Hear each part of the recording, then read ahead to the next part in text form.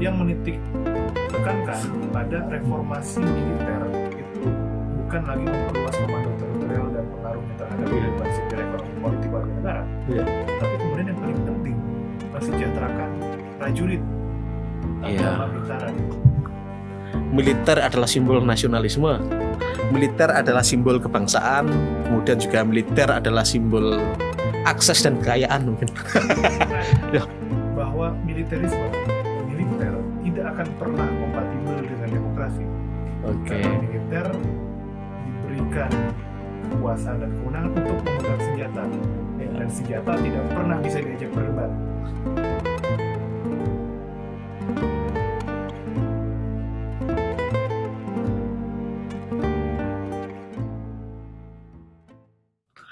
Oke semuanya, halo Andri. Halo Mas Dena, ketemu lagi kita. Ketemu lagi. Lama kita nggak ketemu ya sebenarnya. Lama banget. Oke. Nah Andri, kita hari ini akan ngobrol-ngobrol nih soal yang mungkin lagi rame. Yang lagi rame apa? Kira-kira? Penetapan siaga 1 oleh Panglima TNI melalui surat telegram. Oh, Jadi kalau diperhatikan tuh banyak tiba-tiba di jalan. Aku kemarin kebetulan ada acara di daerah Pacuan Kuda Mas Dena. Jadi berangkat dari kantor tuh di Kuitang Senen, itu tiba-tiba pas masuk jalan arah Kemayoran, itu di belakang ada truk-truk TNI dari Batalion Teritorial Pembangunan. Jadi ada 8 truk isinya full anggota-anggota militer berseragam lengkap. Ini saya nggak tahu nih, saya juga sempat baca ya, dan mungkin juga beberapa kawan-kawan di luar sana juga sempat mengikuti kaitannya dengan pemberitaan bahwa siaga 1 telegram ya yang dikeluarkan oleh Panglima TNI beberapa waktu yang lalu gitu. Nah ini juga menjadikan kita bertanya-tanya nih, siaga 1 ini untuk apa nih gitu. Persis sekali. Ya. Nah tapi Bung Andri, ini sudah 2 tahun kepemimpinan rezim Prabowo ya. Hampir 2 tahun ya? Hampir 2 tahun ya? Hampir 2 tahun. Wah, lama sekali ya Mas Dina. 2 tahun ya. Rasa 10 tahun gitu. Rasa 10 tahun. Ya. Oke, bisa jadi orang kalau dia sebentar tapi kerasa lama karena gak asik aja ya kali. Gak tahu. Betul. Itu kalau ngobrol kan begitu. Kalau ngobrol begitu. Oke, by the way. Nah, yang menarik ini tadi kita Bung Andri mencoba untuk menyodorkan bahan untuk kita diskusikan ya pada hari ini kaitannya dengan siaga 1. Terus kemudian juga di 2 tahun pemerintahan Prabowo itu diwarnai dengan militerisasi. Sejak dia dilantik bahkan ya. Sejak dilantik ya. Jadi kalau diperhatikan tuh abis pemilihan menteri-menteri yang gemuk itu, banyak sekali menterinya, itu kan Prabowo langsung mengeluarkan instruksi tuh untuk mengadakan retreat di Akademi Militer Magelang. Ternyata tidak hanya untuk para menteri. Setelah pilkada selesai, kepala daerah provinsi di seluruh ini ya, di seluruh Indonesia itu juga mendapatkan instruksi untuk wajib mengikuti retreat di Akademi Militer Magelang. Ya, retreat ini karena di Magelang itu sebagai pusat ini Akademi Militer ya di sana ya. Pusat pendidikan bagi perwira, calon perwira dari. Oke. Nah itu di awal pemerintahan Prabowo ya, nuansa militeristiknya itu sudah mulai kelihatan, sudah mulai kental gitu. Bahkan tidak hanya penempatan di pusat pendidikan militer di Magelang, akan tetapi juga bahkan simbol-simbol militer juga digunakan sedemikian rupa ya. Persis. Memakai seragam, komando dan sebagainya. Itu bisa kita lihat corak militeristiknya di sekolah rakyat yang dibentuk oleh Prabowo ya. Jadi dia ada semacam akademinya, siswa-siswanya digunakan seragam yang serupa dengan gaya-gaya yang militeristik gitu ya. Padahal harusnya kan forum pendidikan pengaruh militer ataupun kemudian kontrol militer dalam kehidupan sosial politik di masyarakat gitu. Nah, apakah itu baik atau buruk? Mungkin nanti kita bisa diskusikan dan kita bisa bicarakan. Karena pada akhirnya sering nih orang bertanya, kenapa sih kita mengkritik militer, bukannya kita harus mendukung militer. Kita sering juga dianggap tidak nasionalis, ya, Antek tidak asing. anti-asing. Terus kemudian juga tidak memiliki paham-paham kebangsaan yang baik gitu ketika melakukan kritik atau anti terhadap simbol-simbol militer gitu. Nah, mungkin kita bisa akan bicara soal itu, Bu Andri. Ya. Nah, tapi sebenarnya saya ingin juga mengajak kawan-kawan ya berbicara remilitarisasi hari ini itu tidak lepas dengan revisi Undang-Undang TNI tahun lalu. Betul. Tahun lalu ya. Nah, ada yang cukup terkenal sebagai sebuah metode namanya Fairmont Method. Setidaknya dikalahkan para aktivis ya, di isu hak asasi manusia, di isu-isu demokrasi gitu. Fairmont Method itu adalah metode di mana itu dilakukan di satu gedung yang bernama Fairmont. Hotel. Hotel ya. Ketika orang sedang berkumpul wakil-wakil rakyat Dan ya, pemerintah. dan pemerintah, tiba-tiba ada segerombolan rakyat datang dengan menggunakan spanduk tulisan-tulisan gitu ya, seadanya dan surat. Dan surat ya. Dan surat. Nah, sempat muncul namanya Andri Yunus ya, ini Bung Andri ini. Nah, gimana menurutmu Bung kaitannya dengan militerisasi pasca revisi Undang-Undang TNI ini gitu? Karena pada akhirnya nggak lepas, sehingga jangan-jangan orang juga nyambung tuh tadi yang sempat disebutkan batalion pembangunan itu barang apaan sih gitu. Iya. Terus Koperasi Merah Putih, terus ada keterlibatan TNI dalam dapur-dapur MBG ya. Terus keterlibatan TNI dalam cetak sawah di Merauke. Nah, apakah itu ada keterkaitan dengan revisi Undang-Undang TNI? Oke. Mungkin aku kasih tahu kronik singkat ya. Ya, singkat aja. Kemudian revisi Undang-Undang TNI sampai terjadi tahun lalu. Ini hampir mau setahun nih, di tanggal 15 Maret hari Minggu hampir setahun nih hari. Wah, masih ingat. Masih ingat karena itu cukup membekas. Memorial ya. Memorial. Oke, sip.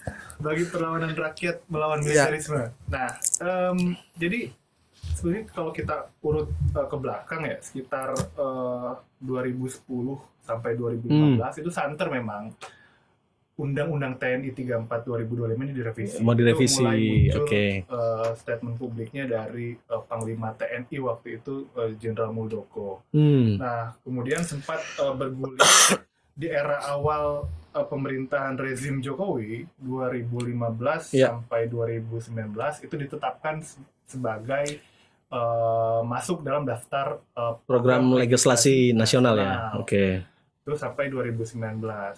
Nah, itu sempat banyak juga penolakan, Mas Jenal. Ya. Salah satunya adalah statement salah satu pejabat kementerian waktu itu, dia purnawirawan militer yang meminta Jokowi untuk merevisi Undang-Undang TNI dengan memperluas jabatan sipil.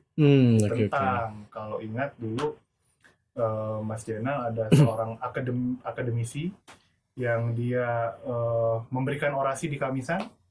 Ya. Kemudian isi orasinya menyinggung bagaimana bahayanya militer masuk urusan sipil. Oh, dan sempat ada lagu-lagu ini ya, lagu-lagu yang dinyanyikan di era reformasi 98 ya. Persis. Oke.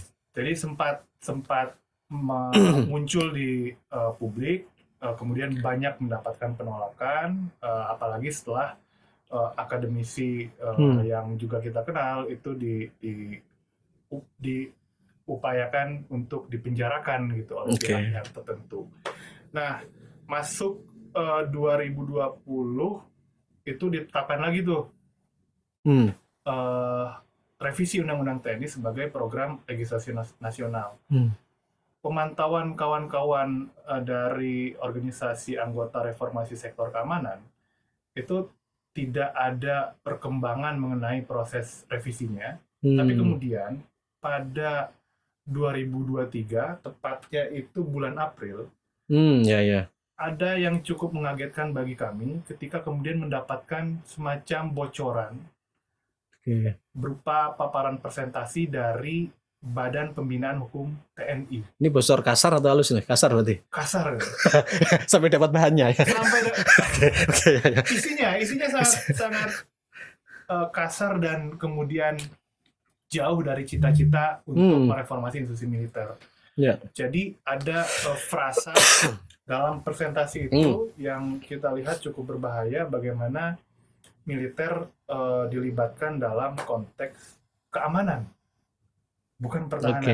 Kalau mandat konstitusi versi amandemen kan clear. Iya, pertahanan ya. Pertahanan ada tanggung jawab dan tugas dari TNI. Ya. Kalau keamanan kepolisian Republik Indonesia. Tapi di revisi itu ada pergantian klausul itu. Kemudian yang paling cukup berbahaya adalah upaya penghapusan pasal larangan berbisnis dalam Undang-Undang TNI 34 2000. Oke. Itu cukup membuat kami khawatir hingga akhirnya di Agustus pada tahun yang sama Koalisi Reformasi Sektor Keamanan mengeluarkan kertas kebijakan yang diberi judul Kertas Kebijakan Penolakan Terhadap Revisi Undang-Undang TNI. Oke. Ya tentu penolakan bukan tanpa dasar, karena jika melihat bahan presentasi yang tadi kami dapat, itu kan akan mengancam tidak hanya pelemahan lembaga-lembaga kekuasaan sipil terhadap kekuatan militer, tapi juga akan mengancam keberlangsungan kebebasan sipil dan demokrasi kita. Nah, jadi dari 2023 itu sempat tidak ada proses yang begitu berarti ya terkait revisi Undang-Undang TNI, sampai akhirnya pada awal 2025 sekitar bulan Februari Wakil Ketua DPR itu mengaku telah menerima surat Presiden soal penunjukan tim untuk membahas revisi Undang-Undang TNI. Yang kemudian itu diajukan ke dalam rapat paripurna DPR dan ditetapkan sebagai prolegnas prioritas. Itu di bulan Februari. Di bulan Maret 2025, 3 Maret Kontras tuh ngirimin surat nasional ke Komisi 1 yang membawahi urusan pertahanan dan Ketua DPR RI Puan Maharani. Inti dari surat itu adalah 2 hal. 1, tidak terburu-buru mengesahkan revisi Undang-Undang TNI. Yang kedua, memastikan dokumen-dokumen legislasi seperti naskah akademik, rancangan undang-undang, kemudian daftar inventarisasi masalah itu dibuka dan disebarluaskan, membuka ruang partisipasi lah ya. Betul, untuk itu. Itu kami kirimkan di 3 Maret. Tapi surat tersebut tak kunjung berbalas, bahkan hingga disahkan. Jadi di awal pekan pertama Maret, setelah surat itu kami submit gitu ya, mulai banyak pemberitaan. Komisi 1 waktu itu sepanjang pekan pertama dan pekan kedua Maret melakukan banyak RDP dan RDPU. Kemenhan dipanggil, TNI dengan 3 matra darat, laut, udara dipanggil, Kementerian Sekretariat dan Kementerian Keuangan Negara dipanggil oleh Komisi 1, termasuk juga para purnawirawan ABRI itu dipanggil untuk dimintai keterangan dan pendapatnya terkait proses revisi Undang-Undang TNI. Ini Maret tahun lalu ya berarti ya? Maret tahun lalu. Yang juga berarti ya sekitaran puasa juga, Ramadan juga ya? Pas puasa itu. Pas puasa. Nah, saat DPR kita itu mah. Pas puasa, Mas Yana. Sampai akhirnya di tanggal 13 Maret 2025 kami mendapatkan surat yang isinya adalah rundown kegiatan konsinyering antara pemerintah dan DPR untuk membahas revisi Undang-Undang TNI dari tanggal 13 sampai 16 Maret di Hotel Fairmont Jakarta. Atas dasar surat itulah kami di Koalisi Masyarakat Sipil lakukan aksi interupsi Vermont. Ya, oke. Tuntutannya sebetulnya sederhana, sama seperti surat yang waktu itu kami kirimkan di 3 Maret. Jangan Oke. terburu-buru, akses terhadap Dibuka, ya. dokumen-dokumen registrasi dibuka, dan yang terakhir, kalau memang tetap ini tanpa ada pelibatan masyarakat, kami minta ini agar dihentikan saja, karena Ya. secara substansi itu sangat memperlemah supremasi sipil gitu. Ya. Pun ketika sudah kami lakukan aksi interupsi, nampaknya dokumen-dokumen registrasi yang kami tuntut jauh-jauh hari dengan maksud untuk memberikan masukan, tapi tidak kunjung Dibuka ya dan diberikan ya. Oke. Sampai dengan 20 Maret jam 10 pagi, Undang-Undang TNI disahkan, dan itu bertepatan dengan 26 tahun kontras pas ulang tahun disahkan. Itu cukup membuat kami di Badan Pekerja Kontras ini sepertinya sengaja nih Dikasih kado sama dikasih kado yang pemerintah ya.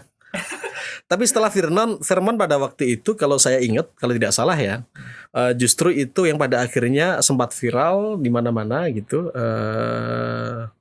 aksi tersebut, dan orang mulai ngeh tuh soal revisi Undang-Undang TNI.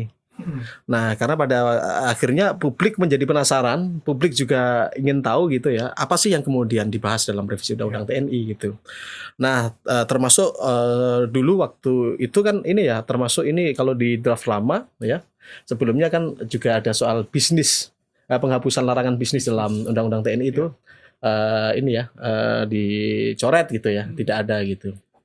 Nah, itu sempat juga membuat orang protes, dan bahkan waktu itu sepanjang pasca reformasi mungkin orang jarang aksi di sebelum Lebaran. Itu sebelum Lebaran orang kayaknya aksi serentak di mana-mana tuh. Hampir 2 pekan tuh. Hampir 2 pekan, iya. Dan pemantauan data Pusat Data Kekerasan Nasional itu kan hampir 2 pekan tuh. Aksi penolakan RUU TNI ya. Dan kalau nggak salah terjadi di 65 kota kabupaten di Indonesia. Itu. Jadi kawan-kawan, mungkin ini Bung Andri, kita perlu juga menjelaskan gitu, mungkin banyak dari kawan-kawan kita terus kemudian juga disebut bahwa militer dalam Undang-Undang Dasar tadi ada sebagai alat negara. Betul. Di bidang pertahanan gitu. Oke. Kenapa juga kemudian militer dia tidak boleh berada dalam wilayah-wilayah sipil ya, atau bahkan kemudian berada dalam di tengah-tengah sosial kemasyarakatan kita gitu, sosial politik ya tentunya. Nah, tentu ini tidak lepas dari sejarah kelam kawan-kawan di zaman Orde Baru dulu ya. Itu kita kenal sebagai rezim yang militeristik. Itu dia menjabat selama 32 tahun dengan paradigma dan keyakinan ya bahwa ketatanegaraan, kepengurusan negara itu harus dibangun dengan fondasi kekuatan militer. Ya, yang pada akhirnya memang pada waktu itu dikenal tuh dwi fungsi ABRI, doktrin dwi fungsi ABRI, sehingga ABRI tidak hanya Angkatan Bersenjata Republik Indonesia, tidak hanya dia memiliki fungsi untuk pertahanan, tapi juga keamanan negara. Betul. Sehingga kontrol terhadap kehidupan sosial politik, sehingga dianggap sebagai yang ancaman negara tidak hanya kalau ada rudal-rudal dari luar tuh, atau ancaman perang dari negara-negara di luar gitu yang yang mengancam kedaulatan Republik Indonesia, akan tetapi orang-orang yang kritik ya, orang-orang yang kritis terhadap kebijakan-kebijakan negara, kebijakan pemerintah Presiden Soeharto waktu itu dianggap sebagai mengganggu stabilitas. Dan oleh karenanya dianggap musuh negara. Sehingga pada waktu itu ya, karena masih dua fungsi, militer ngambil tuh. Main nangkap dibawa dibawa ke Koramil, ke Kodim, dan macam-macam gitu. Dan bahkan tanpa melalui proses peradilan. Ya karena memang militer itu tidak disiapkan untuk dalam hal penegakan pidana. Iya. penegakan hukum, tapi disiapkan untuk perang, sehingga penanganan terhadap orang yang kritis karena dianggap sebagai ancaman dianggap sama seperti halnya penanganan terhadap musuh-musuh Iya. negara. Dalam situasi perang. Nah itu konteksnya kawan-kawan. Nah itu sebagai sebuah konteks kenapa tadi kita bicara soal bahayanya militerisasi dan militerisme ya. Nah, Bung Andri, tadi pada akhirnya bahkan sampai 2 pekan orang itu melakukan gelombang protes di mana-mana, Di mana-mana. tidak hanya di kota besar, Betul. bahkan di kota-kota kabupaten yang kalau bahasa Liga sepak bola itu Liga 2 itu juga ikut berpartisipasi untuk aksi, Betul. menyuarakan pendapatnya penolakan terhadap revisi Undang-Undang TNI, dan pada akhirnya pun dengan gelombang protes yang masif itu tetap disahkan ya. Iya. Meskipun ada beberapa yang larangan terhadap bisnis itu yang awalnya itu dicoret, dikembalikan lagi kayaknya ya.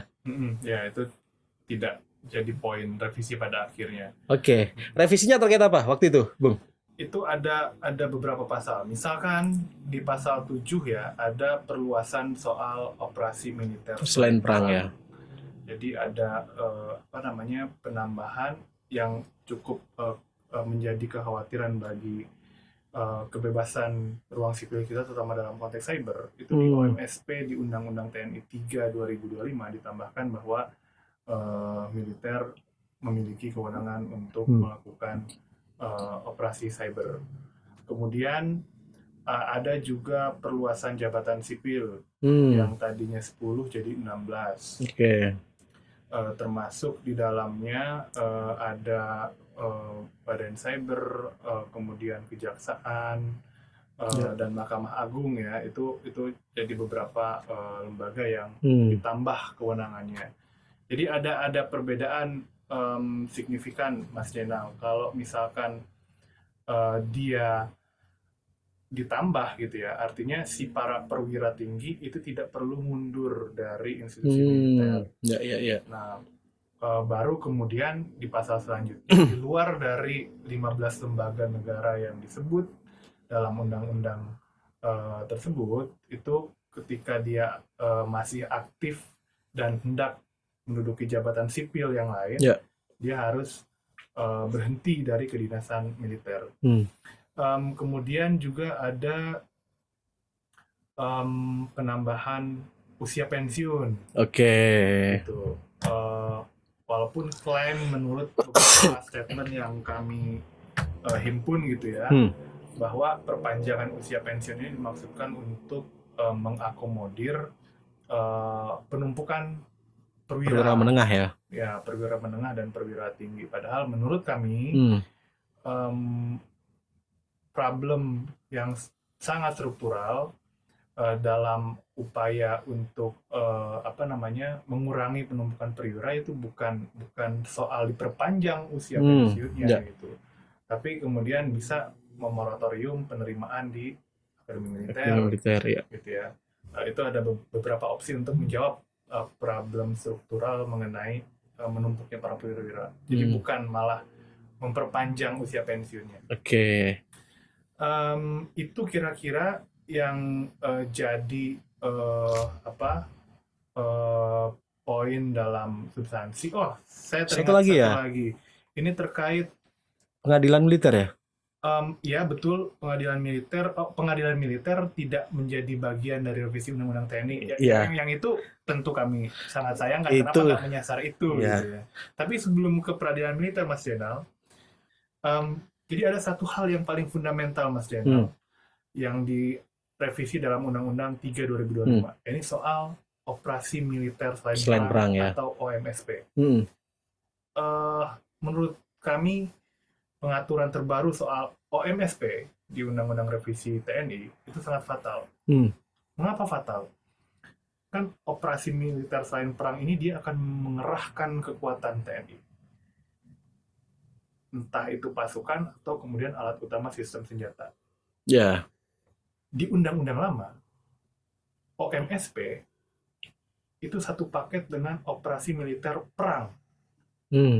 Yang keduanya, berdasarkan Undang-Undang lama, itu harus diputuskan melalui keputusan politik negara antara DPR dan Presiden. Oke. Namun di undang-undang yang baru 3 2025, OMSP itu tidak lagi diputuskan secara kebijakan politik negara. Artinya secara klausulnya disebut bahwa OMSP diatur lebih lanjut dalam peraturan presiden atau perpres. Oke, jadi presiden memiliki kewenangan untuk melakukan atau mengerahkan dan menggerakkan kekuatan militer melalui operasi militer selain perang tanpa persetujuan DPR. Persis. Oke. Dan itulah fatalnya. Jadi, akhirnya pengerahan kekuatan militer dalam konteks OMSP itu dia dikuasai secara tunggal oleh satu rumpun kekuasaan yang Oke, eksekutif saja. Karena pada dasarnya kalau kita bicara soal sistem ketatanegaraan kita itu kan ada tiga aktor penting ya, cabang kekuasaan, eksekutif, yudikatif, dan juga yang terakhir itu adalah legislatif. Mereka saling kontrol, saling mengawasi. Betul. Sehingga kalau kekuasaan itu secara berlebihan bertumbuh pada satu cabang kekuasaan, maka bisa jadi misalkan yang terjadi adalah otoritarianisme gitu ya, karena dia bisa mengendalikan banyak hal. Maka sebagai perwujudan dari kekuasaan eksekutif, kesan eksekutif itu adalah semacam kalau drama Cinanya itu CEO ya. Ya, pemilik sahamnya masyarakat. Betul. Ya kan? Sahamnya masyarakat. Mengangkat komisaris. Namanya DPR. Ya, sehingga kalau di drama Cina itu kira-kira kalau kemudian pengurus negara ini pengurus perusahaan CEO atau yang lainnya itu melakukan tindakan-tindakan kebijakan-kebijakan yang berimplikasi terhadap organisasi, perusahaan atau apapun, dalam hal ini adalah negara, maka dia harus bisa dipertanggungjawabkan. Bertanggung jawabnya kepada siapa? Kepada perwakilan dari rakyat yang ditunjuk melalui proses pemilu. Komisaris tadi. Maka pemilihannya kan kalau dalam pemilu, kalau kawan-kawan ingat itu selain memilih presiden, itu juga memilih DPR. Meski kemarin sempat ramai bahwa pemilihan DPRD yang di daerah itu itu nanti kita bahas di lain waktu aja ya. Oke. Nah, tapi intinya itu. Sehingga karena kalau dalam Undang-Undang Dasar tadi itu sudah jelas bahwa disampaikan tadi Bung Andri bahwa TNI militer itu adalah alat pertahanan alat negara dalam bidang pertahanan. Maka alat itu sebenarnya dia tidak memiliki kepentingan harusnya. Betul. Kepentingannya adalah kepentingan negara. Betul. Negara itu siapa? Negara kita ini sebenarnya juga kalau dalam secara konseptual. Kalau dalam konteks kepengurusan ada legislatif, ada eksekutif. Sehingga kalaupun eksekutif, Presiden Prabowo hari ini mau menggunakan militer, maka dia harus bisa dipertanggungjawabkan di DPR gitu ya. Dia harus persetujuan. Kalau dalam undang-undang lama, undang-undang yang baru nggak ada. Dan yang membuat kami aneh adalah kok DPR nggak menolak secara keras pasal itu.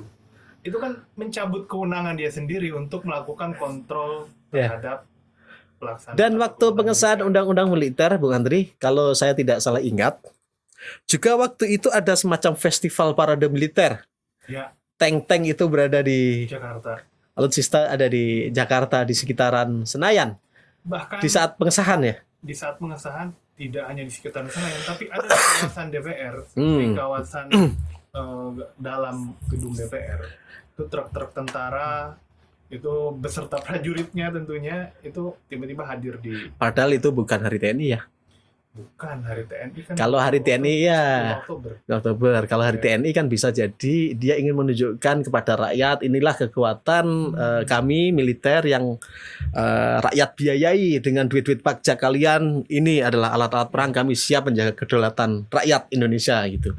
Itu bukan di hari TNI. Bukan di hari TNI. Tapi hari disahkannya Undang-Undang TNI dengan revisi-revisi tadi ya. Betul. Yang berluas kewenangan TNI. Artinya apakah ini kan bisa bertanya-tanya karena waktu itu juga publik hanya bertanya-tanya kan, apakah ini kaitannya dengan show off, ingin menunjukkan kepada rakyat bahwa alutsista kita itu sudah baik gitu, atau sebenarnya juga siap-siap kalau ada yang protes. Tapi harusnya nggak segitu ya. Sepertinya yang kedua yang disampaikan Mas Nina ya. Menghalangi warga untuk menyampaikan pendapatnya. Padahal itu bukan tugas tentara loh. Iya. Mengamankan demonstrasi. Iya, kalaupun pengamanan demonstrasi juga seharusnya tidak melibatkan militer. Betul. Bukan tugas tentara, bener ya. Iya. Tugasnya kepolisian, dan kepolisian pun tidak bisa serta-merta dengan mengeluarkan senjata dan melakukan kekerasan kan. Oke. Nah itu kita flashback. Saya jadi ingat tadi obrolan-obrolan ini di revisi Undang-Undang TNI. Nah sampai pada waktu itu yang pada akhirnya digugat. Betul. Koalisi masyarakat sipil untuk reformasi sektor keamanan terhadap proses ugal-ugalan revisi Undang-Undang TNI 3 2005, kami ajukan permohonan uji formil ke Mahkamah Konstitusi. Oke, di MK ya. Di MK. Pemohonnya ada YLBHI, ada Kontras, kemudian juga ada aktivis HAM, ada Fathia Maulidanti, ada mahasiswa, kemudian ada putri Presiden Gus Dur, yang permohonannya kami ajukan sekitar Mei 2025. Oh begitu, nggak selang berapa lama ya langsung diajukan ya? 2 bulan setelah Undang-Undang TNI disahkan. Itu pun Mas Jenal sampai dengan detik-detik akhir permohonan itu diajukan, undang-undang versi revisinya itu belum kami dapatkan tuh. Oh. Entah kenapa ini kami semua heran. Selain prosesnya yang ugal-ugalan, dokumennya juga tidak disebarluaskan sepanjang proses legislasi. Pun ketika sudah disahkan, kita tidak langsung mendapatkan atau mengakses itu secara resmi. Padahal pas belakangan kami mendapatkan pada akhirnya dokumen resmi terkait revisi Undang-Undang TNI yang sudah diberikan nomor lembar negara, itu ditandatangani tak lama setelah disahkan 20 Maret. Jadi ada rentan waktu yang cukup panjang yang secara substansi undang-undang itu kan penting untuk segera dipelajari gitu. Tapi ini ditutupi oleh mereka gitu sampai beberapa bulan kemudian baru kita dapatkan. Itu sedikit cerita soal proses ya. Dan dengar-dengar ini ya, revisi itu juga selain dari masyarakat sipil yang tergabung ya di NGO gitu ya, dengan beberapa kawan-kawan individu tadi, juga banyak pengajuan permohonan soal judicial review ya, formil. Dan itu datang dari elemen mahasiswa Mas Jena.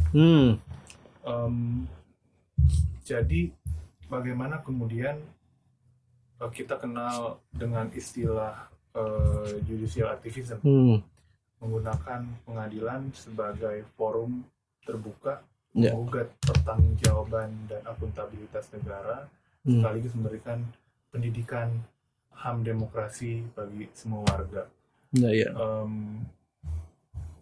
Kurasa ya lebih banyak track record bagaimana kemudian menggunakan sebagai forum pendidikan hukum HAM dan demokrasi ya. Mungkin sebelum lebih lanjut Mas Jenal, karena ya lebih banyak pengalaman soal itu, jelaskan dulu.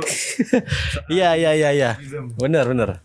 Nah, pada akhirnya judicial activism itu sama seperti yang disampaikan oleh Andri, bagaimana kemudian hakim itu atau ruang-ruang pengadilan itu jadikan ruang untuk menguji kaitannya dengan kebijakan-kebijakan yang dilakukan oleh negara. Dan pada akhirnya judicial activism ini tidak hanya dalam konteks hakim kan, pada dasarnya secara aturan itu memiliki batasan-batasan ya.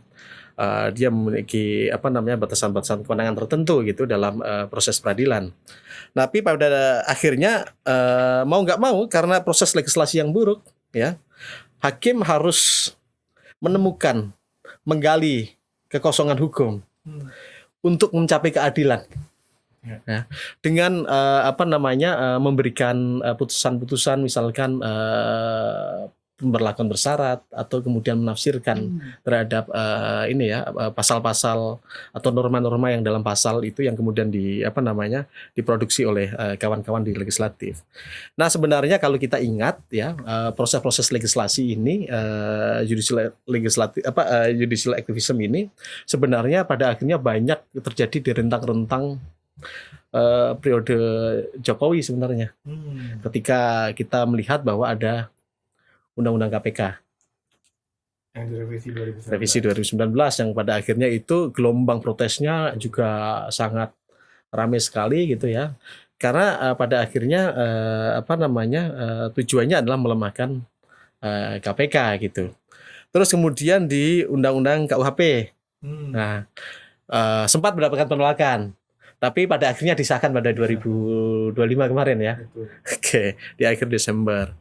Nah, kemudian juga revisi Undang-Undang Minerba kalau salah. Ya, Itu kilat juga tuh kalau nggak. itu kilat juga dilakukan pada waktu pandemi. Masyarakat dilarang berkumpul, DPR berkumpul sendiri sampai malam hari. Kemudian main ketok-ketok palunya itu main ketok-ketok aja tuh. Ingat. Ya, sampai akhirnya disahkan. Termasuk omnibus juga. Yang akhirnya sebenarnya YLBHI sendiri, kita gitu menilai bahwa proses-proses legislasi yang ada hari ini itu sangat buruk. Ya, seperti kemudian bahasa akrabnya ya ugal-ugalan gitu. Ugal-ugalan itu bisa diartikan gini. Kalau ugal-ugalan pakai analogi naik motor itu kan segala aturan itu diterabas. Secara prosedur, sikat gitu. Terus kemudian secara substantif ya itu main tabrak-tabrak. Ya. Ada tumpang tindih lawan arah kayak nah itu ugal-ugalan, namanya ugal-ugalan begitu. Sebagai sebuah analogi untuk menggambarkan bagaimana proses legislasi ya sama itu tadi. Prosedurnya itu ditabrak sedemikian rupa, tidak ada partisipasi. Rakyat itu kan dalam proses legislasi itu memiliki hak untuk didengar, hak untuk kemudian mendapatkan penjelasan dari legislatif gitu terkait mengenai masukan-masukannya ya, dan juga memiliki hak untuk dipertimbangkan.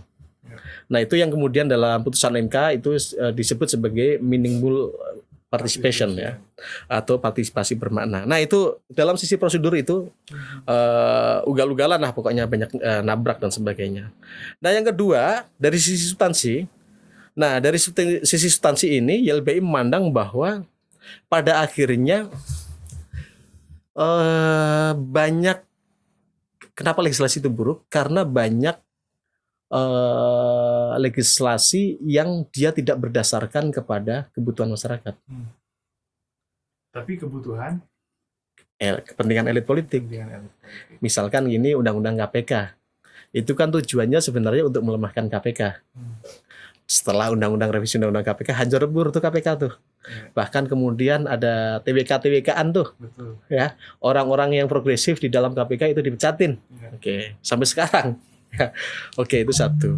Terus kemudian di Undang-Undang Minerba, ternyata kepentingannya bukan untuk memberikan pelindungan terhadap ruang hidup masyarakat, akan tetapi justru mensentralisasikan kewenangan ke pusat dalam pengelolaan sumber daya alam. Biar pengaturannya mudah. Biar pengaturan main coupling-couplingnya itu gampang. Alih fungsinya itu lebih gampang di satu kementerian gitu. Dan daerah tidak memiliki kewenangan lagi untuk mengeluarkan izin.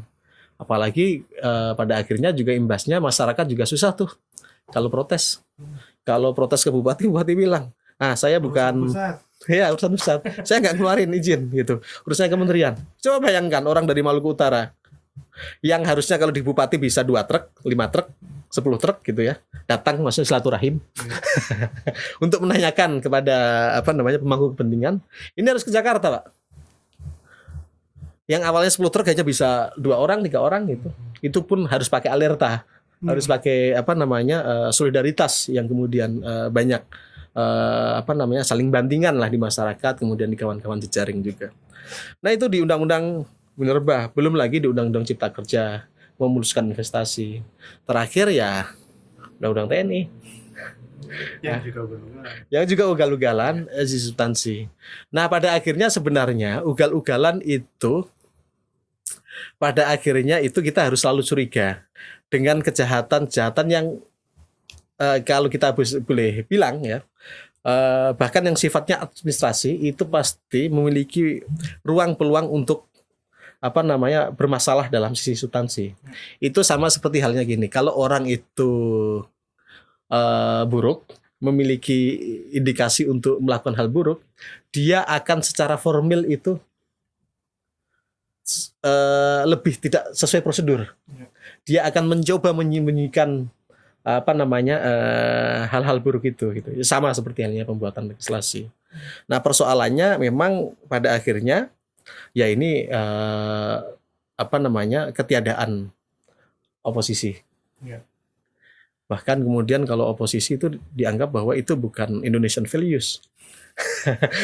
Harus yang damai. Indonesia itu adalah ya kalau kata ini kan sejak zaman Jokowi itu harus gotong royong. Sejak Prabowo itu kalaupun kritik itu harus juga membangun gitu-gitu. Kalaupun ada orang kritik dianggap sebagai anda asing gitu-gitu ya. Nah, yang akhirnya ketiadaan oposisi ini yang pada akhirnya fungsi saling kontrolnya nggak ada. Ya, antar cabang kekuasaan. Antar cabang kekuasaan legislatif sama eksekutif. Ya, meskipun kemudian juga pada akhirnya kita juga melihat faktornya banyak dan mungkin nanti kita bisa bincangkan di lain waktu, Bung Andri, termasuk kaitannya dengan bagaimana sistem politik kita ya, yang pada akhirnya menyebabkan banyak kekacauan. Kalau kita lihat partai hari ini kan ownernya kan itu aja, sistemnya ownership, bukan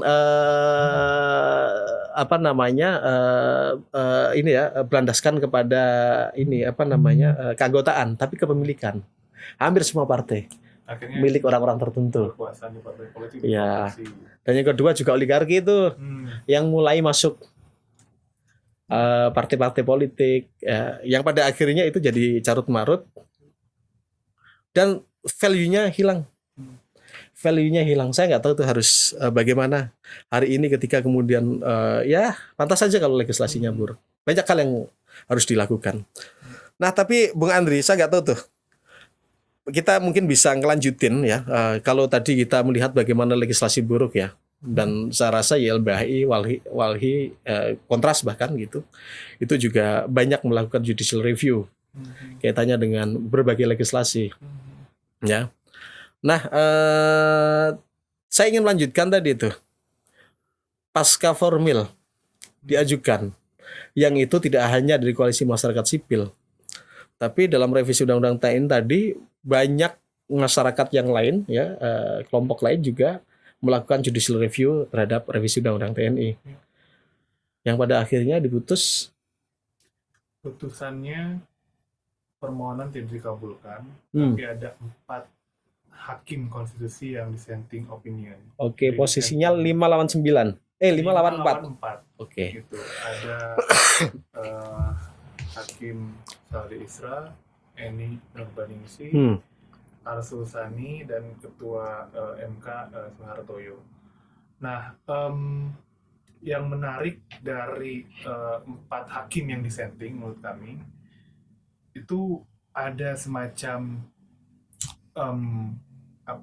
angin segar ya, bagaimana kemudian cara hakim konstitusi berpikir walaupun kalah 5 versus 4 dalam konteks revisi undang-undang TNI itu disampaikan secara clear oleh Hakim Soehartoyo ya. Ini saya bacakan aja nih, Mas Jenal ya, petikan putusannya di perkara nomor 81 soal uji formil RUU TNI. Soehartoyo bilang, adanya ketentuan di atas jika dikaitkan dengan fakta hukum yang terungkap dalam persidangan mengindikasikan bahwa hak masyarakat dalam memberikan masukan menjadi terhambat. Karena pembentuk undang-undang tidak menginformasikan mengenai pembentukan undang-undang ataupun apabila naskah akademik dan rancangan undang-undang tidak dapat diakses dengan mudah oleh masyarakat, termasuk adanya rapat pembahasan yang dilakukan tertutup atau dilakukan di tempat yang publik tidak dapat dengan mudah diakses jalannya. Sebab oleh karena itu pembentukan undang-undang seharusnya benar-benar mengaktualisasikan pelibatan masyarakat secara aktif, seperti yang Mas Jenal bilang tadi soal full Participation. participation gitu ya. Artinya hakim ini Suhartoyo dan 4 hakim lainnya menangkap itu ya. Betul, menangkap bahwa dalam revisi Undang-Undang TNI ini cacat secara formil. Karena dari rangkaian kronik yang tadi aku sampaikan gitu ya, ini ada upaya menutup-nutupi proses legislasi, dan yang paling cukup cukup tegas yang dikatakan oleh 4 hakim ini adalah semestinya permohonan masyarakat sipil itu diterima, dikabulkan dengan catatan dia harus memperbaiki proses legislasi maksimal 2 tahun. Artinya ditunda dulu proses pemberlakuan, tapi kan sayangnya ditolak sampai dengan detik ini undang-undangnya berjalan. Ada beberapa pengaruh-pengaruh upaya negara memperluas militer dalam kehidupan sosial, politik, dan ekonomi bahkan di warga negara. Dan hari ini kita sedang proses gugatan uji materi, Mas Jendral. Oke, setelah September ada putusan tahun lalu diputus, ya tidak dikabulkan gugatan formilnya. Sekarang permohonan lagi soal substansinya ya. Betul, soal uji materialnya kami ajukan pekan ketiga Oktober 2025.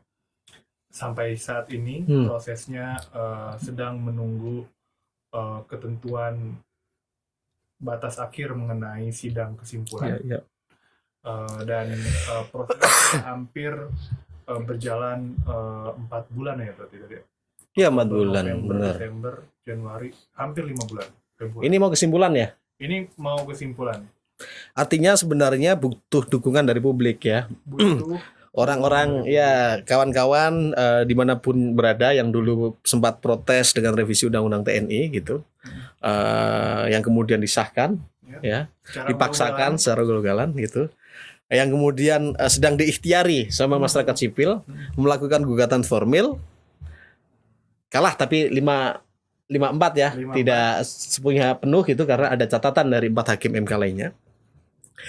Terus kemudian kawan-kawan masyarakat sipil mengajukan judicial review materialnya, ya, terkait mengenai 4 hal tadi ya. Kaitannya dengan soal operasi militer selain perang, kemudian pensiun, luasan jabatan sipil, satu lagi itu soal pengadilan militer. Ya, peradilan militer ini bukan yang menjadi muatan revisi sebenarnya ya. Dia sudah ada di undang-undang yang lama. Tetapi membuat masalah juga. Bikin masalah karena banyak kemudian ketentuan yang sudah diatur padahal sudah jelas, misal ya. Ketika kemudian ada militer terlibat dalam tindak pidana dan kerugiannya lebih besar pada kepentingan umum, bukan kepentingan militer, itu harus melalui peradilan umum. Tapi pasal 65 yang kami uji di Undang-Undang 34 2004 itu kemudian secara tegas kami minta agar ini diberikan tafsir gitu ya. Oke, kalau pelaku tindak pidananya itu adalah militer melakukan tindak pidana umum, dan maka dia kerugiannya banyak menimpa secara material maupun imaterial, itu harus diadili di peradilan umum. Tapi kalau misalkan kepentingan militer, misalkan kepentingan militer itu apa? Disersi apa atau tindak pidana militer lainnya ya. Tindakan disiplin militer misalkan. Oke. Nah, karena pada akhirnya apa sih yang dikhawatirkan ketika dia tidak diperiksa di pengadilan militer? Ya, karena gini, kalau misalkan anggota militer melakukan penyiksaan terhadap warga sipil, apalagi dalam konteks penegakan hukum, yang mana itu bukan kewenangannya dia juga, dia justru diadili di peradilan militer sepanjang pemantauan terhadap kasus-kasus yang kami lakukan gitu ya. Nah, ketika masuk dalam peradilan militer, itulah awal mula gerbang impunitas terjadi. Impunitas adalah dalam situasi tertentu pelaku kekerasan, pelaku secara spesifik pelaku pelanggaran HAM itu tidak bisa dihadapkan ke peradilan karena ada situasi politik ataupun infrastruktur hukum yang Oke. tidak memadai. Hingga terjadilah impunitas. Jadi tidak ada pengadilan bagi si pelaku Oke. pelanggaran HAM. Nah, persoalannya peradilan militer sejauh ini adalah gerbang awal dari bagaimana impunitas Oke. itu terjadi. Di proses di peradilan militer, prosesnya tidak pernah terbuka, kemudian tidak imparsial, Ya. karena semua perangkat pengadilan itu berasal dari institusi militer. Hakimnya, auditoratnya atau jaksanya, Itu kadang semuanya militer ya. lawyernya juga, pembela umumnya juga, semua jadi militer. Itu semua dari militer. Ini kan bertentangan dengan konsep pengadilan sipil ya. Oke. Jadi ada hakim sebagai penengah, ada jaksa mewakili negara yang menuntut, Iya. dan ada sipil dalam konteks ini advokat yang sama-sama juga para penegak hukum memberikan pembelaan. Tapi kalau di peradilan militer nasional itu semuanya militer, Ya. gitu. Dan kerap kali peradilan militer bukan justru mengungkap fakta yang sebenarnya, Tapi malah justru menutup-nutupi ya. sebaliknya Oke. yang terjadi seperti itu. Impunitas Dan tadi ya. kadangkala, bukan kadangkala, bahkan sebagian besar itu melindungi aktor utama, atau lebih banyak peradilan militer ini mengadili pelaku-pelaku lapangan, Iya. tapi tidak dengan siapa yang memberi perintah, siapa yang mengkomandoi, siapa pangkat tertinggi yang mengetahui peristiwa itu. Itu Oke. kadang ditutupi tuh di peradilan militer, Mas Jenal. Jadi Dan kita nggak bisa secara bebas mengakses ya. betul. Sama seperti halnya gini. Kalau saya boleh menyederhanakan Bung Andri dengan analogi ya, atau dengan apa ya, pemikiran yang imajinatif aja.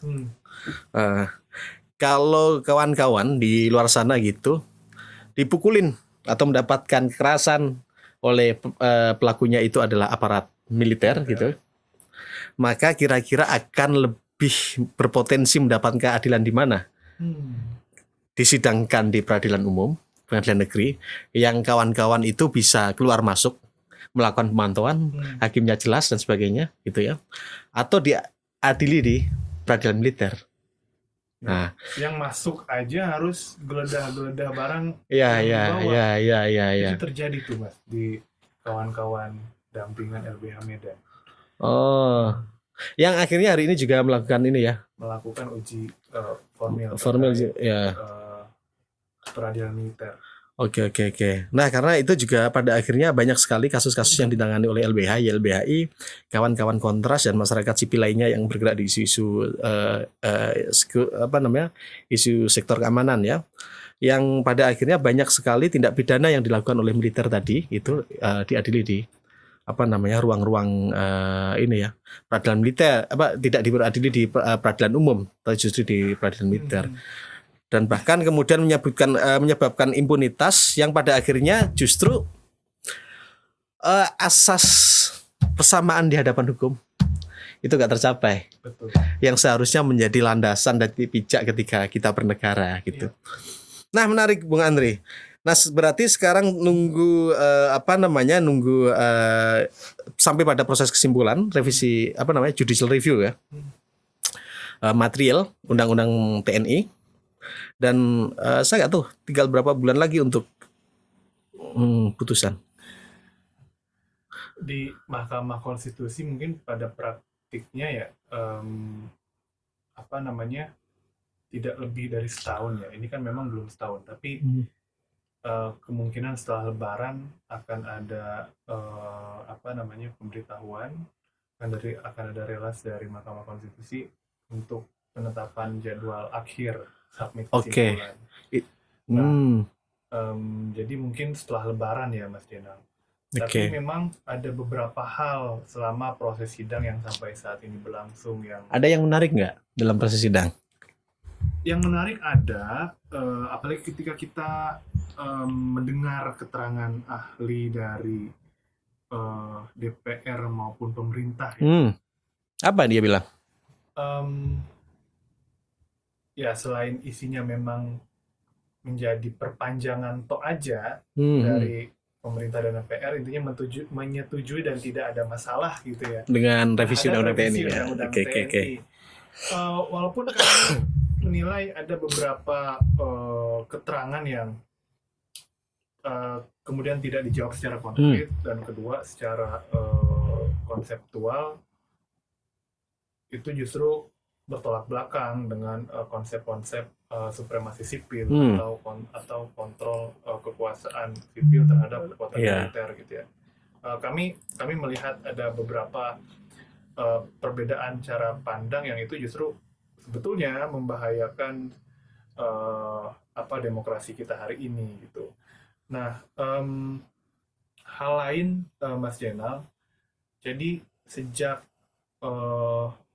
DPR memberikan keterangannya atas permohonan material yang kami ajukan, itu setiap sidang, bahkan kita bersurat secara formal ke Mahkamah Konstitusi, kami meminta agar DPR menyerahkan keterangan yang disampaikan dalam perkara 197 yang kami mohonkan gitu ya. Tapi sampai dengan sidang terakhir 2 minggu lalu, keterangan DPR itu tidak kunjung kami terima. Jadi hakim. Tapi udah diserahkan di MK. Yang kami serahkan surat permohonan, tapi ketika kami konfrontir ke DPR melalui hakim Mahkamah Konstitusi, Hakim Soehartoyo menyampaikan DPR-nya belum ngasih katanya. Bahkan MK juga ini ya. Itu dia. Dapet ya. Jadi yang tadi tuh yang ugal-ugalan di formil itu diulang lagi tuh. Hal-hal yang semestinya menjadi hak kami gitu ya. Bahkan itu keterangan publik yang semestinya dipertanggungjawabkan juga ke publik itu tidak diberikan. Sama satu lagi Mas Zainal. Apa yang menarik? Kami di sidang awal Februari itu mengirimkan surat keberatan atas terhadap salah satu hakim yang baru direkrut oleh Mahkamah Konstitusi. Hakim Adis Kadir yang menggantikan hakim sebelumnya Arif Hidayat ya. Arif Hidayat. Nah, keberatan yang kami ajukan adalah agar Hakim Adis Kadir itu tidak ikut dalam setiap tahapan proses pemeriksaan uji material yang sedang kenapa begitu? Berjalan. Karena menurut kami ada kekhawatiran bahwa yang bersangkutan itu ada konflik of interest. Secara track record dalam proses legislasi ugal-ugalan revisi Undang-Undang TNI, Adis Kadir adalah orang yang kemudian mengawali proses revisi Undang-Undang TNI di DPR ketika dia menjabat sebagai wakil ketua. Jadi dalam rapat paripurna dia mengajukan pertanyaan di rapat besar itu ya kepada forum, apakah setuju Undang-Undang TNI dimasukkan ke dalam prolegnas prioritas? Yang lain kan setuju aja. Ternyata usut punya usut, apa yang disampaikan Adis Kadir dalam forum rapat paripurna itu tidak pernah ada di daftar acara. Gitu.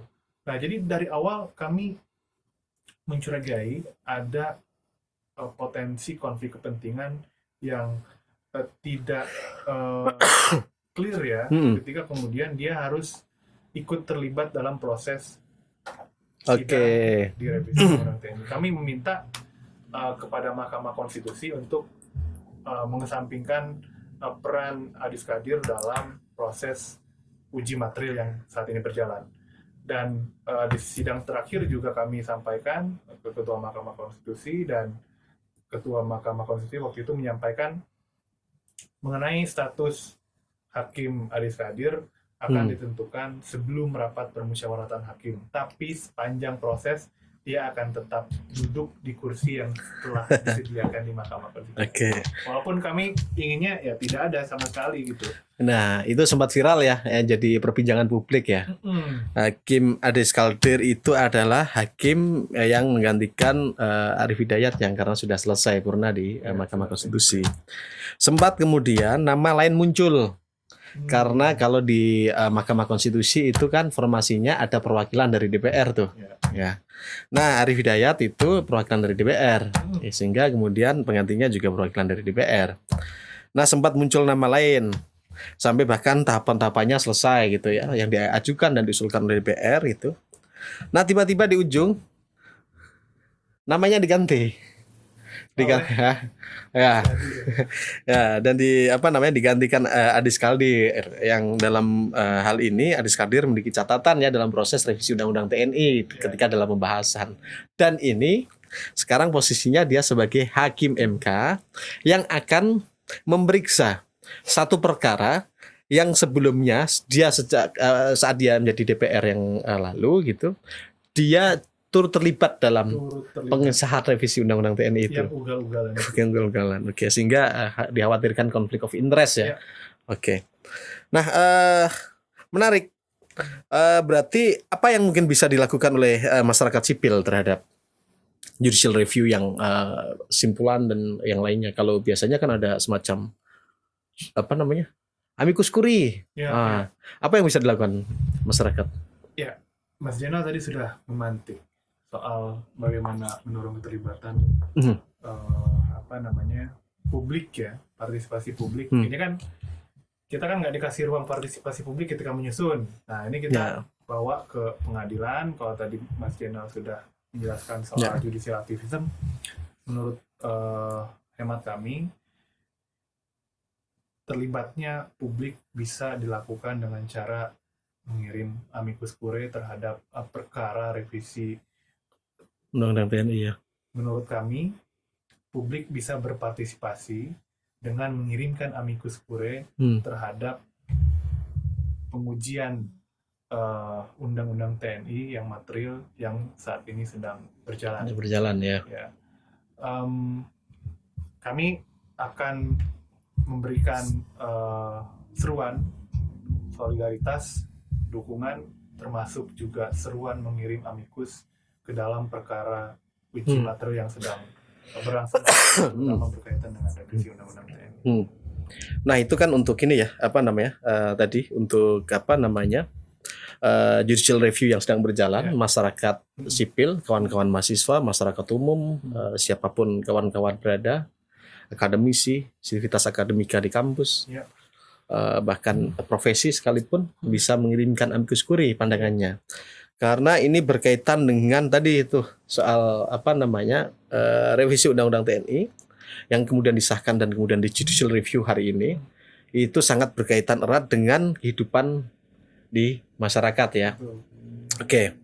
Nah, itu soal judicial review. Tapi Andre, apa ya kira-kira yang pada akhirnya kan gini nih, revisi Undang-Undang TNI itu kalau dalam pandangan YLBHI ya, itu kan pada akhirnya melegalisasi atau pemutihan praktek-praktek yang sebelumnya sebenarnya sudah dilakukan, sudah terjadi. Misalkan kaitannya dengan beberapa praktek nih, pelibatan militer praktek-praktek militerisasi dengan cara atau melalui peningkatan peran militer dalam satgas penertiban kawasan hutan misalkan. Itu berdasarkan pada Perpres nomor 5 tahun 2025 yang kalau tidak salah di bulan Februari. Sebelum revisi Undang-Undang TNI disahkan. Artinya sebenarnya prakteknya sudah ada melalui Perpres.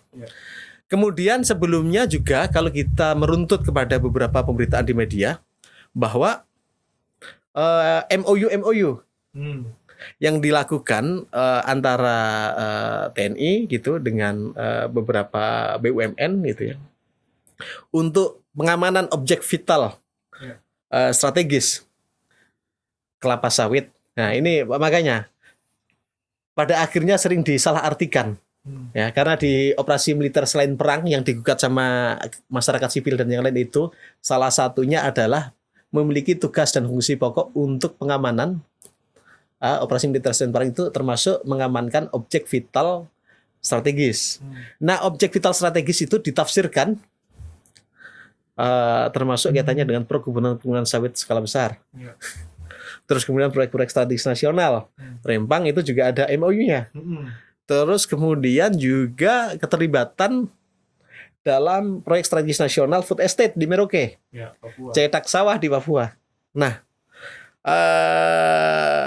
ini kan pada akhirnya ada semacam legalisasi Itu pertama, dan yang kedua kita bisa melihat bahwa revisi Undang-Undang TNI ini sebagai semacam sarana landasan hukum untuk melegalkan praktek yang akan terjadi. Yang mana Tuh. praktik itu buruk. Ya, pada akhirnya melahirkan banyak pelanggaran hak asasi manusia. Karena kalau contohnya gini, Nri, penertiban kawasan hutan. Kalau kita baca secara singkat aja, kawan-kawan nggak usah baca dalamannya. Silakan kalau mau baca secara keseluruhan itu lebih detail lebih baik. Baca singkat aja berdasarkan AI-nya di googling. Itu. Apa sih intinya dari Perpres 5 tahun 2025 soal penertiban kawasan hutan? Pada akhirnya memastikan dan mengembalikan penguasaan ilegal kawasan-kawasan hutan kepada negara. Persoalannya yang selama ini bermasalah itu adalah penguasaan kawasan hutan yang legal.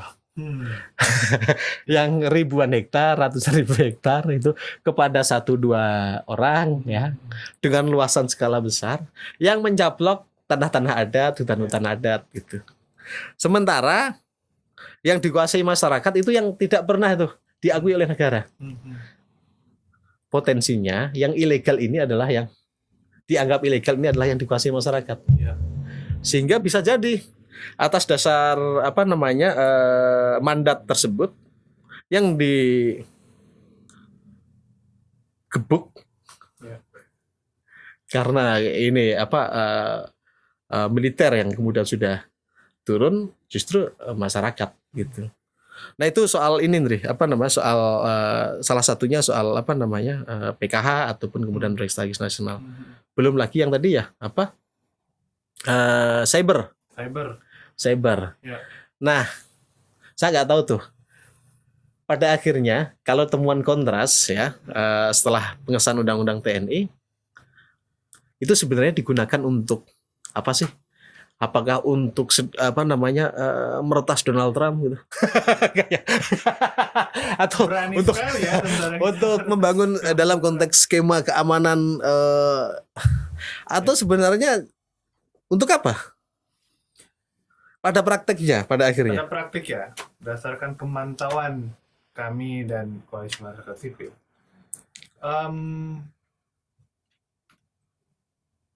tahun lalu, ya tidak lama setelah revisi Undang-Undang TNI disahkan, itu kemudian muncul satu wacana ke publik soal rencana pembentukan Undang-Undang KKS, Ketahanan Keamanan Cyber, oke.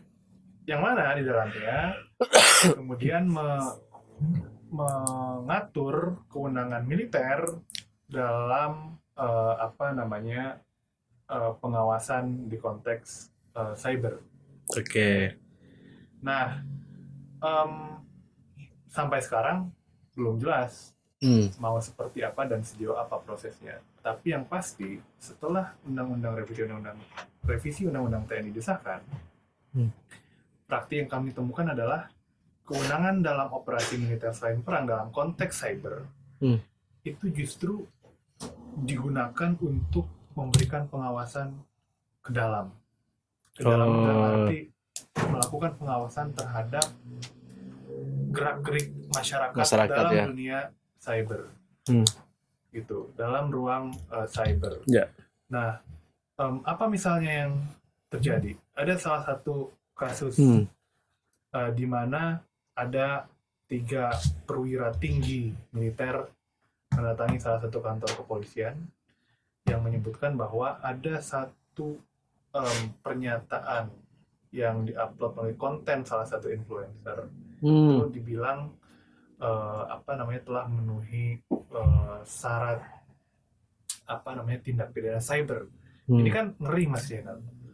Ya. Bagaimana kemudian efek dari revisi Undang-Undang TNI terutama dalam konteks pengawasan cyber itu justru dilakukan terhadap warga-warga yang memang hendak menyuarakan kritik publik gitu. Oke, ya. Itu kan kemudian salah kaprah ketika militer masuk bilang bahwa ini memenuhi unsur tindak pidana cyber, padahal yang memiliki kewenangan penegakan hukum ya kepolisian gitu. Nah itu Iya. adalah salah satu praktik yang amat terlihat setelah revisi Undang-Undang TNI disahkan. Oke, jadi saya teringat juga itu Ndre, kalau dulu itu ada kawan gitu yang bicara bahwa kalau di luar negeri itu, kalau kita di film-film nih gitu, kalau bicara soal militer misalkan Amerika atau apa gitu, yang terkenal tuh marinirnya tuh. Karena pada akhirnya bicara soal angkatan laut gitu, dia menjaga perbatasan-perbatasan tuh. Dari apa paradigmanya adalah menjaga perbatasan negara dari negara lain gitu. Nah, sebenarnya kalau di kita malah yang kemudian diperluas adalah komando teritori. Ya. Operasi teritorial yang pada akhirnya justru apa namanya? Memperluas kewenangan, memperluas wilayah untuk melakukan kontrol. Ya, memperluas pengaruh. Ya, memperluas pengaruh gitu. Apa namanya terhadap kehidupan sosial politik di masyarakat. Sehingga pada akhirnya yang jadi sasaran itu adalah masyarakat karena dianggap sebagai ancaman dari dalam gitu. Kalau ancam kan selalu gitu ya. Kalau kita ancaman dari luar dan ancaman dari dalam gitu. Kalau ancaman dari luar itu dari negara lain, kalau ancaman dari dalam itu dari masyarakat sendiri. Saya nggak tahu. Pada akhirnya di situ ancaman dari dalam pada akhirnya diinterpretasikan sebagai masyarakat sendiri. Masyarakat yang melakukan kritik terhadap pemerintah maka dianggap sebagai kritik terhadap ancaman terhadap negara gitu. Nah, ini yang pada akhirnya juga apa namanya jadi catatan penting sih Hendri. Menarik Mas Jenal, situasi hari ini soal komando teritorial. Jadi ada kalau di istilah mereka tuh validasi satuan ya. Artinya apa namanya membentuk satu komando baru yang kemudian memperluas tadi komando teritorial. Jadi sejak Prabowo dilantik ada penambahan Kodam. Oke. Sampai dengan hari ini ada 21 Kodam baru yang ada 21 Kodam baru. Total secara keseluruhan ada 21 Kodam dan bahkan diwacanakan setiap provinsi itu satu Kodam. Oke. Itu baru Kodam, Mas Junal. Kalau kita berbicara ada pembentukan Kodam baru, maka ke bawahnya akan ada Komando Resort Militer baru, Korem. Akan ada Kodim. Gitu. Terus ke bawah sampai mengakar. Belum lagi ada penambahan Batalion Teritorial Pembangunan atau BTP. Yang mana fungsinya dibentuk untuk membangun, untuk ikut serta dalam apa namanya kebijakan yang berorientasi pada penambahan atau swasembada pangan gitu ya. Jadi ada kompi perikanan, ada kompi peternakan, kompi pertanian dan lainnya. Pokoknya yang ngurusin hal-hal yang semestinya bisa diurus oleh sipil, bukan oleh militer. Jadi komando teritorial akan semakin diperluas, yang mana ketika era Orde Baru, kotor dari Kodam, Korim, Kodim sampai Koramil sampai ke yang paling kecil adalah Babinsa, itu kan digunakan untuk mengontrol masyarakat dalam aktivitas politik terutama. Siapa yang kemudian tidak setuju terhadap kebijakan Soeharto waktu itu, ditandai, dipanggil ke Koramil, yang interogasi ya.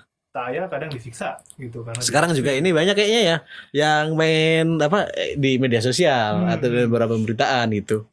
Kalau upload MBG itu langsung dipanggil ya karena ada keterlibatan.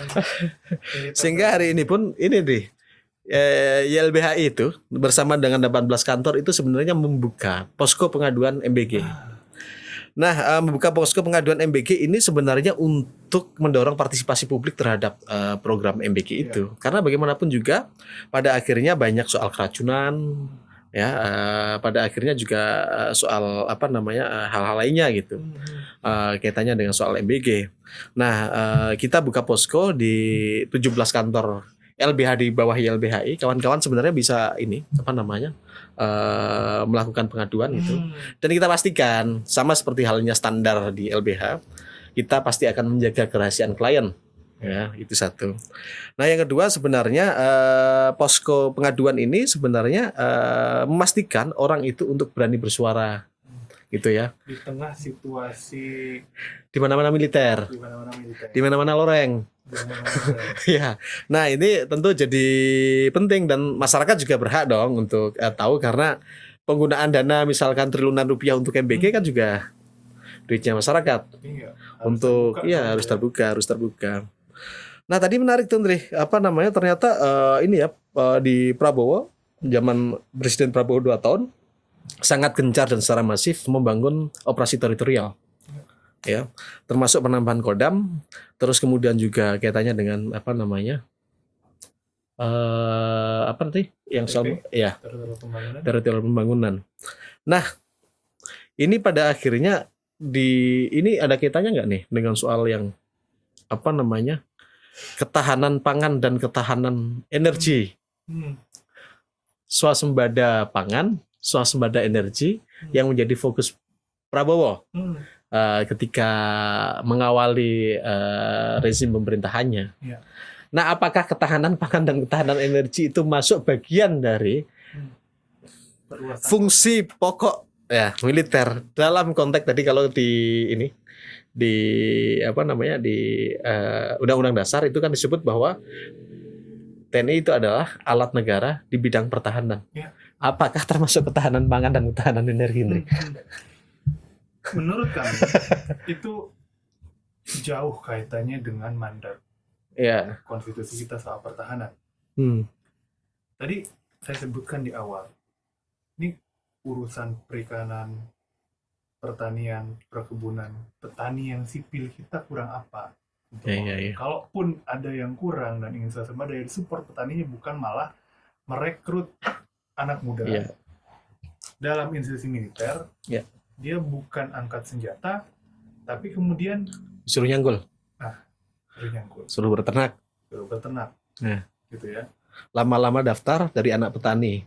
Orang tuanya petani itu berharap bahwa anaknya tidak menjadi petani lagi. Ya. Dengan masuk militer jadi petani. Yang Meskipun petani juga baik ya, sekarang saya juga petani, sebagai Ya. petani bawang gitu di rumah. di rumah. Nah, persoalannya adalah target yang kami dapatkan soal pembangunan batalion teritorial pembangunan untuk mendukung swasembada pangan ataupun energi, itu ada 100 batalion teritorial pembangunan. Minimal satu batalion itu 450, 500 sampai 1000 lah Orang prajurit ya. orang. Oke. Jadi dikali aja tuh 100 batalion teritorial pembangunan kali 450 ya. sampai 1000-an lah, itu kan hampir Iya. berkali-kali lipat. Persoalannya adalah, dan yang tidak dipikirkan oleh rezim hari ini, itu kan akan banyak menguras anggaran negara. Ketika rekrut, tidak hanya rekrut, dia harus bangun batalion, dia harus bangun asrama, dia harus membeli seragam, dia harus membeli alat. Termasuk kalau dia pertanian perikanan menyediakan tanahnya. Betul. Emang ada tanahnya? Tanah luas, cuman cara mengambil tanahnya itu yang mungkin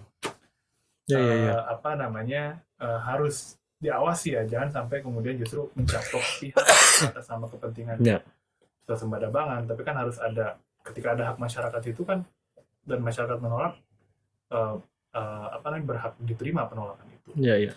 Nah, tapi Mas Zainal, dengan anggaran yang besar untuk pembangunan batalion-batalion itu tidak dipikirkan jangka panjang. Oke. Kalau misalkan Prabowo cukup 1 periode dan tidak terpilih lagi, terus ganti rezim. Nah, yang 100 batalion dengan ribuan prajurit ini akan digimanain? Iya. Ya kan? Ketika kemudian programnya tidak cocok dengan rezim yang baru, ya ini bisa jadi nganggur nih batalion-batalion prajurit di BTP ini gitu. Masih iya kalau misalkan nganggur ada di markas. Ini dia membentuk karena tidak puas, tidak dapat kerjaan, dia memberontak, Ya, ya, ya. Sudah diberikan pelatihan dasar militer bukan? Mm-mm. Itu yang tidak dipikirkan rezim hari ini. Bagaimana kemudian keberlangsungan di masa depan soal adanya komando teritorial ini. Dan menurut kami bertolak belakang dengan apa yang diperjuangkan oleh Cak Munir dulu. Dia pengabdi bantuan hukum di LPLBI, pendiri Kontras, pendiri Parsial, yang menitik tekankan pada reformasi militer itu bukan lagi memperluas komando teritorial dan pengaruhnya terhadap kehidupan sipil, ekonomi, politik warga negara, tapi kemudian yang paling penting mensejahterakan prajurit, terutama bintara gitu. Nah, dengan anggaran yang sebesar tadi, itu kan akan kemudian akan menambah ketimpangan tuh antara kesejahteraan prajurit yang semestinya bisa diberikan, ini malah dibangun terus-terusan gitu ya, perluasan komando teritorial. Oke, menarik. Saya juga beberapa waktu yang lalu itu menemukan satu buku lama. Itu kalau tidak salah di googling juga mungkin banyak ya. Apa namanya, memahami militerisme untuk pemula itu. Yang kemarin kontras juga sama ini kayaknya tuh, Komnas Perempuan tuh. Salah satu tulisan Cak Munir itu menarik bahwa perubahan demokrasi itu tanpa kesadaran menolak berbagai macam bentuk dan manifestasi dari militerisme adalah satu hal yang mustahil. Artinya pada akhirnya kita harus memahami bahwa militerisme yang pada akhirnya melahirkan militerisasi itu dia adalah ruang yang berbeda dengan demokrasi. Kalau negara hari ini itu sudah memilih demokrasi sebagai satu jalan hidupnya dalam bernegara, maka mau tidak mau, suka atau tidak suka, harus menempatkan militer pada ruang-ruang profesionalismenya. Dia menempatkan militer pada marwahnya sebagai tentara yang profesional yang siap menghadapi ancaman dari luar kapanpun, ya gitu. Dipersiapkan untuk perang, disiapkan untuk persenjataan gitu. Jadi tidak lagi ada yang namanya tentara yang kita ini ya, kalau berdasarkan pada yang disampaikan Cak Munir, berarti tidak ada lagi tuh cerita ke depan gitu bahwa militer ada di kebun-kebun sawit, militer ada di proyek-proyek infrastruktur, atau bahkan militer di dapur-dapur MBG. Karena itu sebenarnya harusnya ini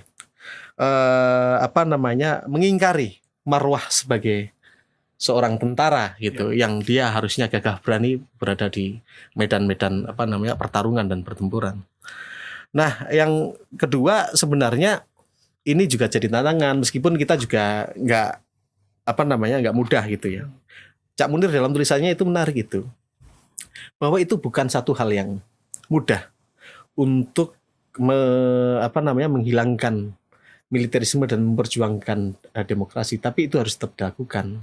Mengingat bahwa mungkin justru sebagian banyak orang atau masyarakat itu dalam kesadarannya itu memiliki pemahaman yang keliru atau tidak tepat terhadap militer, yang masih memiliki keyakinan bahwa militer adalah simbol kejayaan, militer adalah simbol nasionalisme, militer adalah simbol kebangsaan, kemudian juga militer adalah simbol akses dan kekayaan mungkin. Ya, kalau kita aja kalau ini banyak gitu ya. Kalau punya kenalan tentara itu jadi berbeda gesturnya. Nah, itu jadi satu hal yang jadi tantangan gitu ya.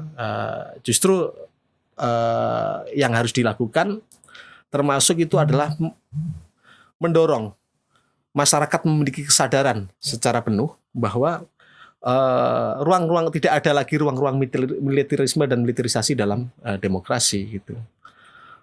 Jadi kalau sudah tidak ada lagi tadi ya simbol-simbol militer atau apapun gitu ya di ruang-ruang sipil, kita nggak nemuin lagi militer ikut ngerokok dan nongkrong di rembuk-rembuk desa. Nah, itu seakan-akan normal, tapi sebenarnya salah ya. Kalau dalam konteks sebenarnya konstitusi kita dan paradigma militer yang profesional, seharusnya tidak lagi juga militer itu ngawasin orang yang main Facebook main media sosial atau main Twitter, main Instagram gitu. Yang diawasi harusnya dia mengembangkan teknologi-teknologi yang modern gitu ya, untuk menghadapi tantangan-tantangan dan serangan-serangan pihak luar gitu. Dan tidak lagi ada cerita seharusnya ini kita nyanggol, militer ikut nyanggol. Ya. Ya, kalau gitu, tidak. Iya Mas. Saya jadi teringat juga Mas Jenal dengan apa yang disampaikan Profesor Robertus Robert, Iya. bahwa militerisme atau militer tidak akan pernah kompatibel dengan demokrasi. Karena militer diberikan kekuasaan dan kewenangan untuk memegang senjata. Dan senjata tidak pernah bisa diajak berdebat. Itu aku rasa satu pernyataan yang relevan hari ini. Dan Prof. Robert ingin menyampaikan pesan bahwa ketika militerisme menguat, maka demokrasi akan runtuh.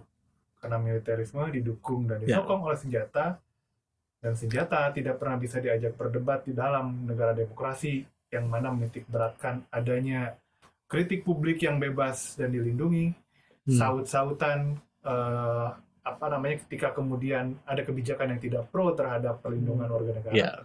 Itu kan adalah hal yang wajar dengan demokrasi, tapi itu tidak pernah akan kompatibel dengan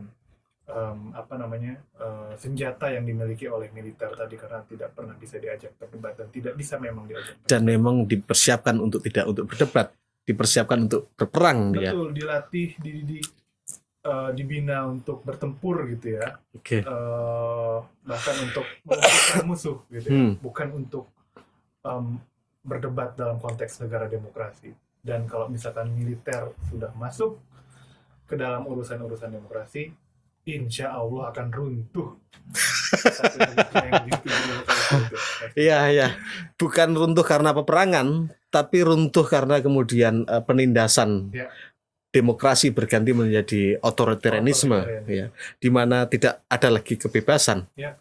Kalau tidak ada lagi kebebasan, maka tidak ada lagi perlindungan terhadap hak asasi manusia.